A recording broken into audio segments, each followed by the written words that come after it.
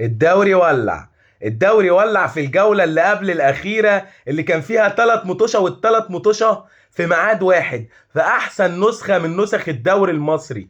بنهاية المباراة الأولى بين نادي الزمالك ونادي سموحة، بفوز نادي الزمالك 1-0 على نادي سموحة بهدف القناص والفدائي عدي الدباغ. أما المباراة التانية اللي كانت في استاد القاهرة بين الأهلي وإنبي، انتهت بفوز النادي الأهلي ب3 أهداف على النادي البترولي. اما المباراة الثالثة اللي كانت بين بيراميدز وسيراميكا كليوباترا، خلصت بالتعادل في استاد الدفاع الجوي 1-1.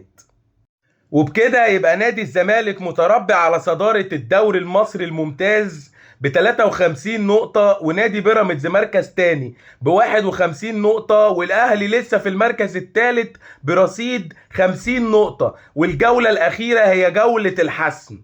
الجولة الأخيرة هي جولة الحسم، وإن شاء الله الدوري في 100 عقبة. ومش عارف حكاية النادي الأهلي مهما بيكسب برضه مركز ثالث، هو في إيه؟